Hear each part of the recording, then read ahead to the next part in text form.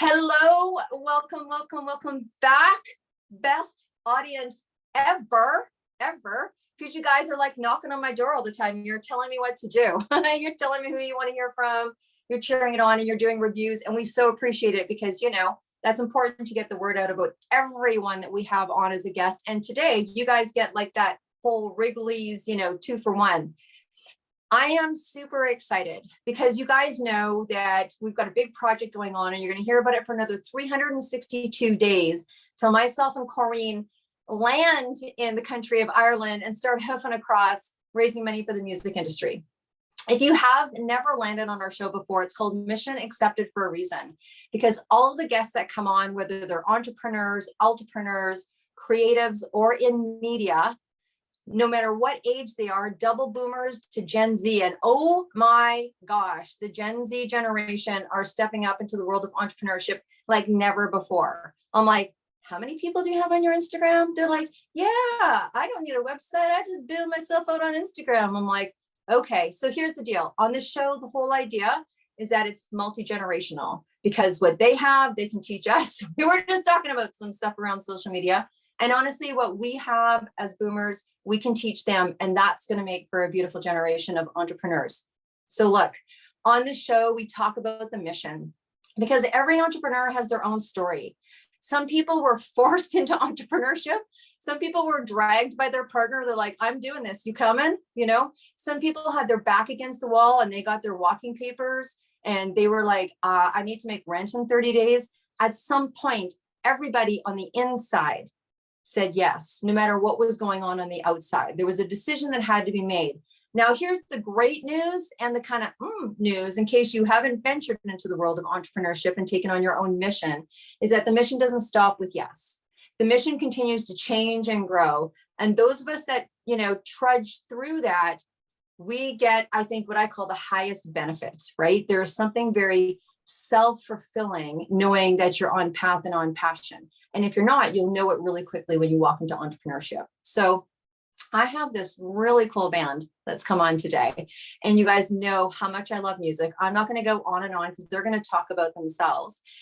Very interesting. They really have nailed the concept of everything. So a lot of people in the music industry, they get different bits and pieces done for them in relationship for them producing their music. But these guys do everything. I'm going to let them talk a little bit about that themselves. So, hey, welcome to Mission Accepted, you guys.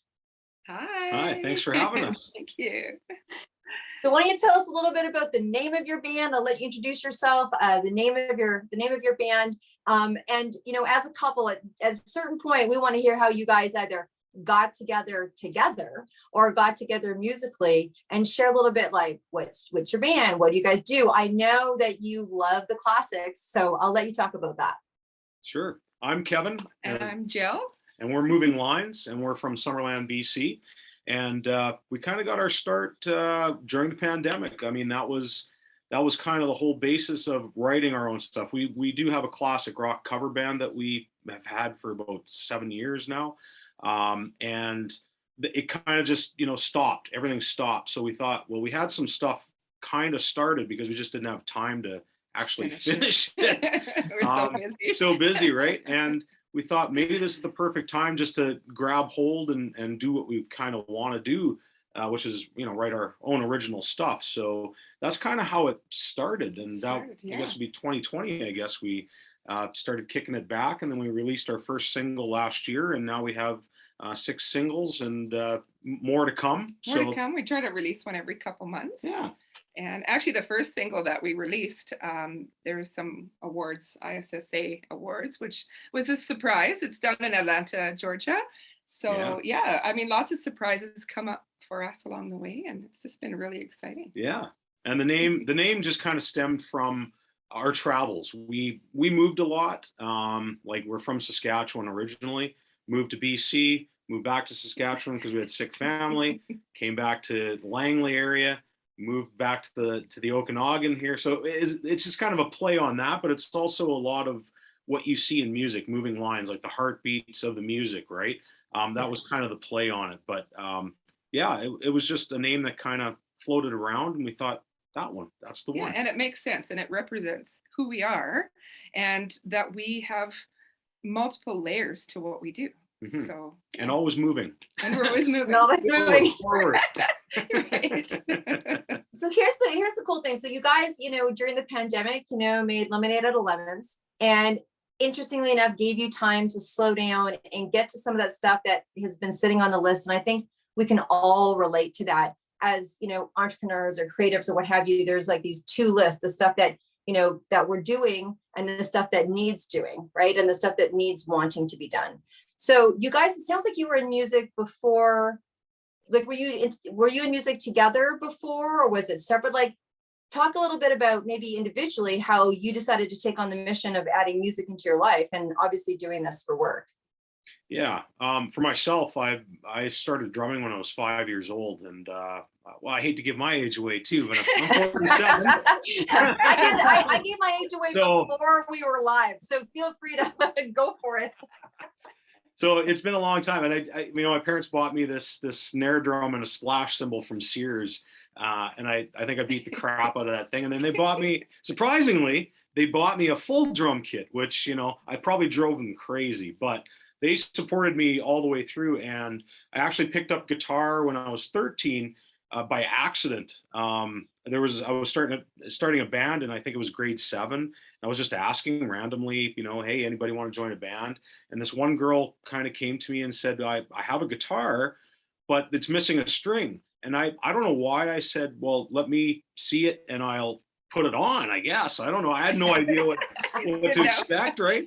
But then, I actually got it on there and it worked, and I figured it out. There was no internet to, refer to at those times, but I figured it out. And the first song I kind of learned was the harmony line for Platinum Blonde's Contact. And that da da da da da da. Yeah. I was hooked. I was hooked. I said, Mom, Dad, I want a guitar. And they looked at me and went, ha. Yeah, But then they got God. that. They got it. But then for bands, for me, I started playing in the bars when I was 16 on a cover band, and we were very busy, and it never stopped. And then after a while, though, guys went on their separate ways. Everybody had families and stuff like that. And then I kind of quit the music scene for a while too, because I was busy with family business stuff and whatnot. And then, moving out to the Okanagan kind of re-spurred that. And and here we are now. Yeah, well, we ended up joining a Neil Young tribute band, actually, and that got us into like the big festivals and stuff like that. So it's kind of so cool. I gotta ask, were you the girl that walked up with the guitar, or how did this happen? Well, actually, we were living in different provinces at the time. But we went to school together. That's right. And we had the same friends, and our parents knew each other when they were in their 20s. So we're from the same town, but we had gone our separate ways after high school. And we actually met on, I don't know if you remember, High Five. It's like way before Facebook. Yeah. And we were connecting, and he was in Vancouver doing his audio engineering. And I wanted to go out there to do my nursing. And we just hooked up. Like, it was just, I guess, soulmates. And that was 2005, I think. So roughly in that area. Wow. So, yeah. Wow. So you guys been doing this for a while. So now, okay, so you went to school for nursing, but you guys kind of hooked up. It's a term that we've still used today, right? Yeah. Hooked up.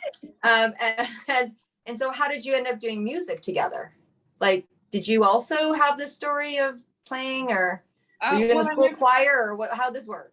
Well, when I was young, I grew up in a family where there were, kitchen players. My dad would play the guitar and someone would come over with the fiddle. My mom and my sister would sing, and I would sing harmonies with them. And our whole family was musical. And, I would sing with my dad. And then eventually, as I grew up, I actually got into drama. So I did the acting and singing and that sort of a thing. And then I got into, I guess, more acting after that point. And then I've been in show choirs and things like that in Vancouver, like the Maple Leaf Singers show choir. Mm-hmm. And I just thought, I love music, but it's not where I felt like I needed to be yet. Yeah. I hadn't found who I was musically. And then eventually when we ended up moving out here and Kevin joined the Neil Young tribute band, and we're like, oh, okay, well, that's you know, Yeah, different. we're actually rehearsing one day. I was drumming for that band, and we were rehearsing one day, and the singer looked at me. He says, I need some backup singers. Really, there's certain parts here and certain songs that we're going to do that I needed a female vocalist to come along with us, right? He says, do you guys know any singers? I was like, yeah. Yeah, And that's kind of how it started. He- Like the he rest was- of it was a go, right? Yeah, he was like, Yeah. oh, my wife sings. And he came home and I'm like, I don't know if I want to be that person. Like, oh yeah, your wife sings. Blah, blah, blah. Yeah. Right. Yeah. But when we got there, it was just, we had that magic, we just, boom, we didn't know each other. And we just were in this space that is so rare. And when we got up in the big stage and people were noticing me, I got the spark. And I was like, this is it. This is where I belong, on the stage, and talking to people and communicating through music. And eventually the tribute band kind of retired. And then the rest of the guys kind of followed me. And then we started our classic rock band. And then through, I think, doing covers, it kind of helps you find who you are. Right. And then a lot of those influences started pouring in. And then I was finding that my history of writing poems, I could integrate into songwriting. Hence, when we had the time, I started doing all the lyrics and writing and doing the melodies and stuff like that from all that experience. So it all happens for a reason, right? So that's just a great story. A lot of our, listeners, watchers, whatever, it's video, audio, it's always kind of like that question that they ask. It's like, so when did you know, or what was your break, or, how do you get to where you are? And it's kind of hard to explain because it's a magical moment after a magical moment. I think it kind of comes down to providence. Like so providence is like when you say yes, and all unforetold things come into play, right? And it sounds like that really, when you say that you didn't know your voice yet, or you didn't know where you were going to be as a singer yet, or you're not going to know how you were going to be as a musician yet, and then it kind of came to you. It seems like to take on the mission for you was like, it almost like you were ready and it kind of came to you, and then you felt that feeling inside. So I guess it's kind of like, I know a lot of people think it's a little crazy, but when you ask the universe, it happens. Yeah. Like they say, manifest it. And when you can see yourself on the big stage, it's just, and through the process, things just kind of come to you so that dream comes alive. And it is a right. dream. Did you ever go through there's a lot of times, I speak and teach, and I know that before I get up in front of, depending on the size of the stage, my, the throw up, level changes, right? So it's like, what do you do, or do you experience that? How did this happen to me? Or how did I get here? Or when he came home and went, hey, darling, guess what you're doing on Sunday? Like, did you ever question yourself, or did you ever have those moments of why me, who me? I mean, either one of you, like, was there ever any time where it felt you were nervous, or? Well, I mean, I'm always nervous, Yeah. we are perfectionists in our own right, and we practice and we work hard and we don't want to screw up. Like, we get it, we're human, right? But Yeah. I guess we're more nervous about making any mistakes, and if that happens, and how we're going to recover. And then you think, you know what? I have an awesome band, and we will just keep on going. Kind of like in the theater world. If you make a mistake, you just keep on going. If you don't recognize it, nobody will notice. Nobody else really notices, but we notice, Yeah. right? But I mean, that's why we get nervous, because it's just, things happen, Yeah. And then once you get into it and they just close your eyes and feel the music, and then you're like, yes, this is it, then it just kind of melts away. That does for me. Yeah, for me, it's more of butterflies now. I remember my first time on stage, I was narrating a Christmas play for our school back in, grade 5 or 6. And I thought I was going to stand behind the curtain and narrate with a microphone. And she says, okay, come stand over here. And I was like, and I was right in the middle of the stage, but the curtains were closed. I was like, I have to stand here. Don't open the curtains. I said, don't open them. And they're like, well, they want to see you. And I was like, oh my God. And I think I just lost, I just turned white as a ghost. And I looked down at the paper the whole time. I didn't even look at the crowd. I just looked at the paper and read it. And that's it. I was so scared.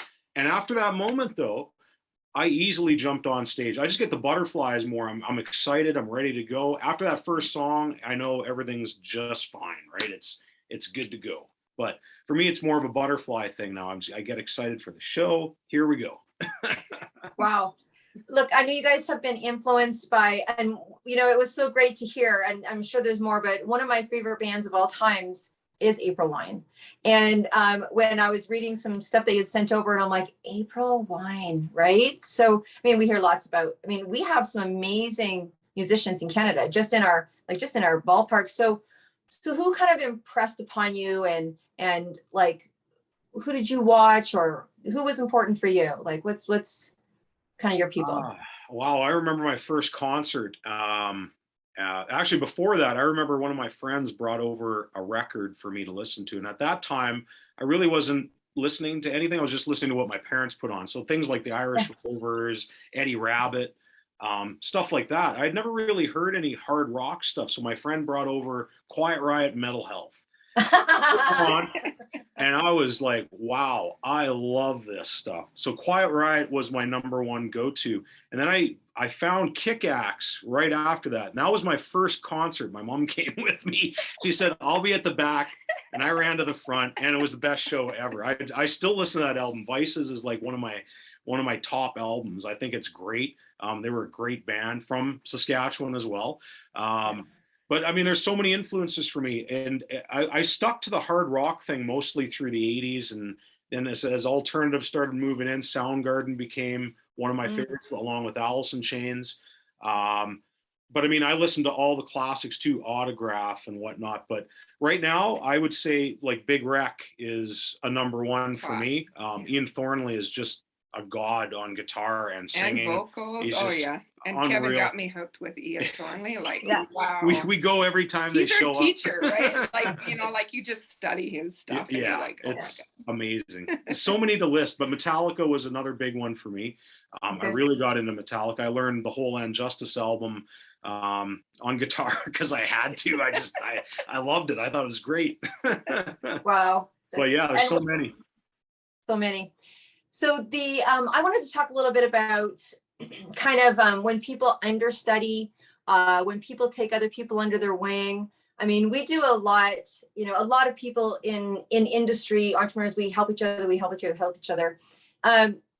When my son's 18 and he's launching his first company, and when he told me he wanted to be an entrepreneur, I sat him down. I'm like, okay, have you not watched Mom's Life? Like, do you know what you're saying?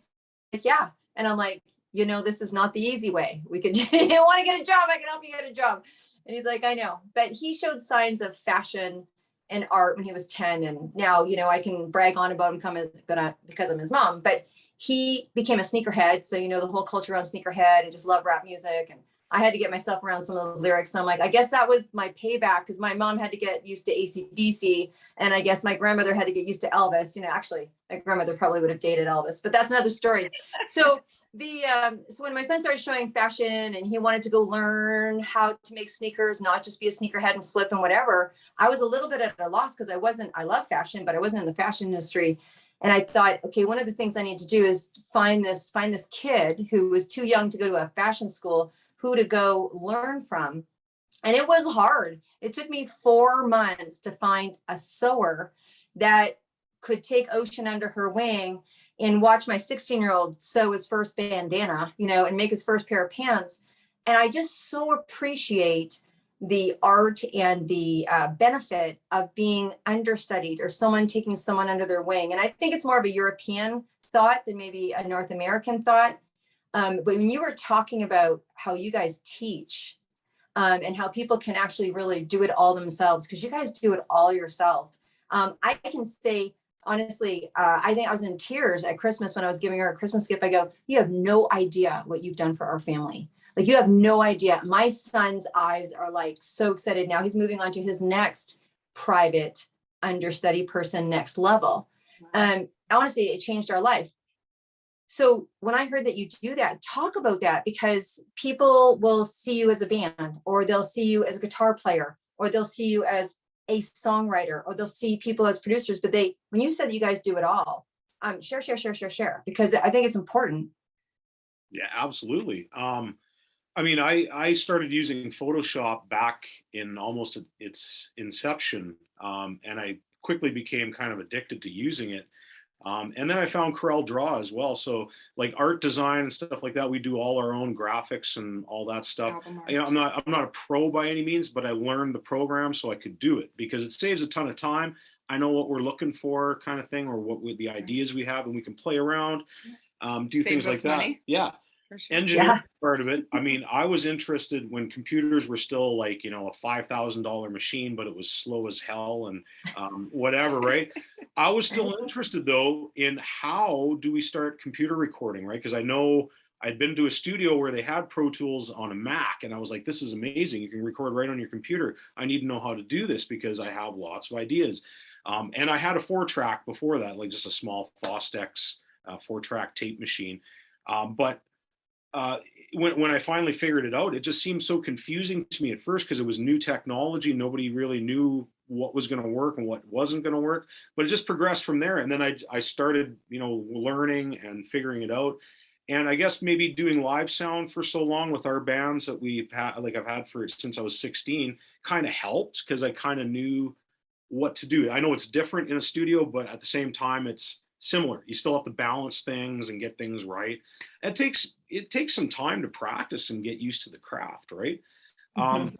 But everything else, I mean, it just I played drums already, so it was like, okay, well, I know what I hear in my head as a drum beat. And then bass for me though was just one of those things that I just kind of went, well, I have to learn it because it's similar to guitar. I just have to follow rhythm patterns and get certain things that I hear from what I've heard from other artists, right? Like, what are they doing? Oh, they're hitting on the kick beat or whatever it is. And you kind of go, oh, okay, I see how this works now, right? I think it's really important these days, especially, to learn as much as you can, not just from going to school, but I think it's important just to do it on your own. YouTube is a Amazing. Everything is on there. repertoire of stuff that Yeah. you can find anything. You know, if it's wrong, it's wrong. I mean, don't, you know, try something that's gonna get in trouble No, but or yeah, whatever. You know? parachuting, I don't. please. Yeah, like healthcare. Yeah. Yeah, don't do that. Don't do that. Don't do that. But that's the basis of it, you know. Anything that comes towards me and somebody asks me, can you do this? I'll look at it and kind of, you know, size it up. Is it a difficult job? Do I have the tools? First off, can I do this kind of thing? Do I have some knowledge of it? At least a little bit. And then just went from there. I mean, I can or I can't. It's one or the other, right? Or if you want to try it, at least try it on your own so you can see if you can progress farther, right? That's the way I've always looked at it. Yeah, you have to start somewhere, right? And I think most importantly, you have to have your own self-initiative. I mean, that is so huge. You know, you can't just sit back and say, oh, someone else is going to do this. You have to say, you know what, if I take initiative and go ahead and learn how to do this, yeah, it's going to be hard. And maybe it won't be perfect at first, but it's a process, right? And then you can say that you did it and you're only going to grow from there. Everybody starts from somewhere, right? Yeah. Even the people at the top, the professionals, you know, all the superstars, they all started somewhere, right? And I think that's the most important thing. And we wanted to do a music video and I was scared because I've never done anything. So I just started watching some YouTube videos and just, you know, using my creative mind. And I thought, you know, how can I put this together? And we found a great program and I ended up making my first video and people liked it. So it was a start, right? Yeah. You know, so it's all a process. Yeah. The more you do it, the better you get at it, right? That's just a thing. Yeah. I mean, if you give up on yourself, then you're just giving up on what you just decided to start trying to do. So right. Either follow through or not, right? so yeah, I mean, all of that is so applicable in the world of passion and projects and music and life and entrepreneurship. And, you know, and here's the interesting thing. You might fall. I always say you're failing forward. I mean, you're really failing forward. You're falling with your face down. You're not falling backwards. You're falling face down. And then whether you choose to get up and kind of wipe it off or whatever. And sometimes you stay down for a little while. It might've been a big one that kicked your butt and you're like, oh, okay, I didn't get that award, or okay, that one, like, I'm gonna go cave out, I call it, cave out for a little bit. And then you just come back stronger. But I love the fact that you teach, right? You were sharing that you teach people that want to come hang with you guys for a while. Yeah. I like, I have some students, like I teach guitar and drums, and some of them got interested in like, well, how do you, I showed them some of the songs we had, and they're like, well, how do I get started with that? And now that, I mean, computer recording is a lot easier now than it was back in the day. And it's very, the thing is, you just need a certain amount of tools to do the job, just to get the basics going. That's the thing.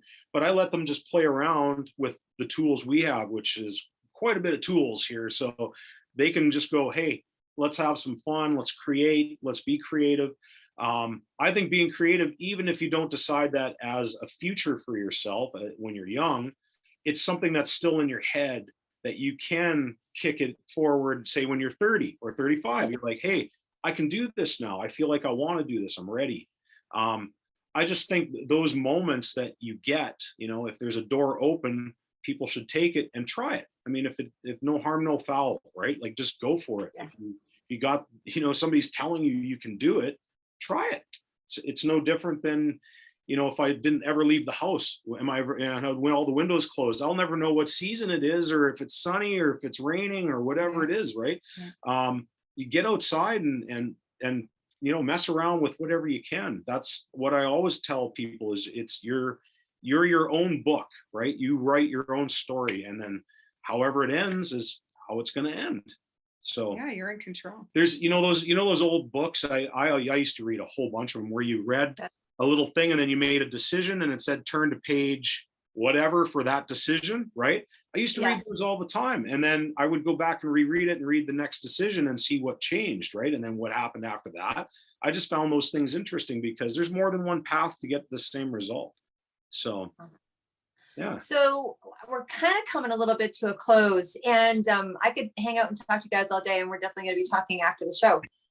But so where can people listen to your music? What do you guys like? What's your dream? So I always say it's great, because what we do is we come on in and we inspire and we educate and we inform, and we allow people to listen and pull what they need out of what we say. And I always think it's always really important. Remind me of a story, Jack Canfield, if you know who he is. And he's like he's really big in personal development. And he's like, you need to write, I don't know why I'm going down this road, but he's like, you need to write all of your dreams and stick it on the wall. And a lot of times people say, well, keep them to yourself or whatever. He says, not everything I wanted to do in life, I stuck on the wall. And one of them was to fly a really rare fighter jet, like almost next to impossible. Dude wasn't a fire pilot, right? And so one guy walks into his office one day and just was waiting for him to get off the phone. And he read Jack's list. And he goes, you want to fly this blah, blah, blah, blah, blah fighter jet? And he's like, yeah. He goes, I just so happen to be a pilot, and one of 3 or 4 in the world that flies that jet. And if you want to go up, we can get you in the seat. And he was like, that's crazy. So what about you guys? So where are you at? What do you want to do? Let's put it out to the universe there, because you're talking about universe. Love it. And so I just got a gut feeling, like, if your dreams could come true, like if you could have something happen for you, what would it be? Let's see what happens. Oh, you know what I was thinking last night? I was like, we're going to go and play with Sammy Hagar. Yeah. Just on a Cabo Wabo stage with him when he shows up. Yeah. Love All Sammy. right. So Sammy Hagar. Yeah. I was like, someday, I told myself, someday, Sammy, we're going to come play with you, buddy. Like, I don't know why I thought it, but I mean, just anything like that. Or we're going to be on some big stage and we're going to be able to see the world, and we want to tour the world. Yeah. Like we normally make like a 5-year plan. And usually we, like our last 5-year plan, we kind of blew that one out of the water, and things happen that you don't plan. But I mean, ultimately, we love music. We make it because we love it and we're happy with it. And we send it out there, and we try to, what we say, well, we're painters of sound. So we're throwing artwork out there. And if it affects someone's life, that's the biggest goal, that we can also make other people happy.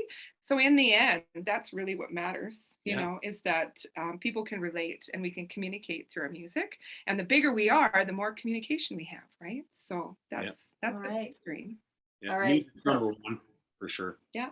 I love that. When I was reading that, and I was like, painters of sound. I was like, that's because I believe, people will say to me, what do you do? And I'm like, well, you know how an artist paints lots of pictures, lots of different types of pictures. That's what I do in my work, right? It's like we create, because they're like, oh, you do this and you do this and do this. And I'm like, yeah, well, my son paints 4 different styles of painting. You guys could listen to 4 different types of music. It doesn't really matter. It's just really what's the mission, right? Okay. So let people know where they can hear your work or where they can see you. Like, tell us your website, give us your information. Do you have an album or a song they can download, buy, purchase? You got merch or whatever. This is now promote yourself. And then I have a really special question for you guys each. Oh, okay. Well, we're Moving Lines Band at Moving Lines Band. So we're on everything. We're on Instagram and Twitter, and I mean, you name it, we're out there. Number one, the best way to support any artist is through Bandcamp, because that ultimately all goes towards us. We know we have that whole streaming controversy, but we are also available on all of that and YouTube and you name it. Movinglinesband.ca is our website. Okay. And, you know, websites are still around, but I find even myself going more to find a band's page on Facebook or Instagram or stuff like that. It just seems to be maybe a normal. I don't know. Some people do still go to websites. So we still do have a website. Yes. Yeah. Me too. I have a website. It's a good landing page, right? For your stuff. Yeah, absolutely. Right. And then they can go to all the links and everything. All Like the the Linktree and all that's great. Yeah. I like it. Okay. I have a question for you.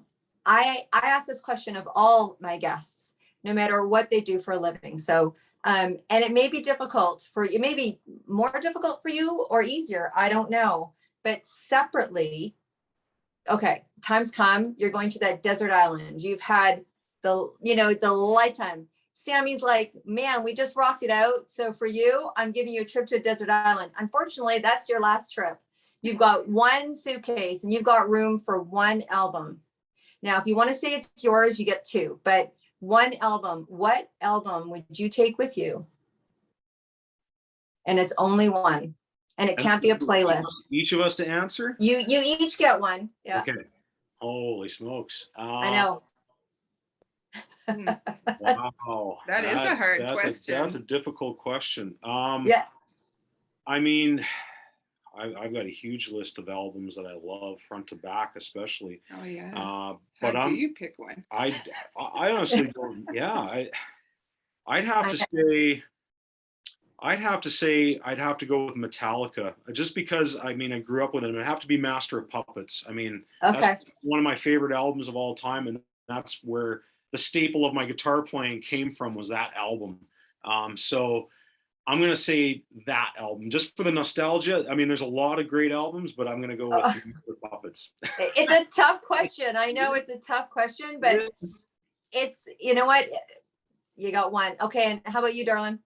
Oh boy, it is really hard, but I think my biggest go-to, if I had to, would be Amanda Marshall. Okay. Because she has a little bit of everything, like Sass Jordan and Aretha Franklin and Hart, and she has a little bit of everything. And I think the fact that she has a little bit of that feel and emotion and the way she songwrites and her passion, I would take Amanda Marshall. I'd take her. Amanda Marshall. Okay. I know it's a tough question. You know what? Ironically, it's a tough question for everyone. And I think, so when I think about music and I just think of it, it's a vibration, right? Which is why we're hoofing across Ireland. I mean, honestly, whose ridiculous idea was that? So because for me, I'm like, okay, there's, you can call it universe, God, spirit, whatever you do, but I think there's that vibration. And then right under that vibration is love. And then right under that is music. Yes. The reason why we're doing this is because there's no gender attached, there's no bias, it's non-political. You can love any kind of music. You can listen to, rap music, you can listen to country music, and you can sit down and you can have a conversation about the love of music, right? So yeah.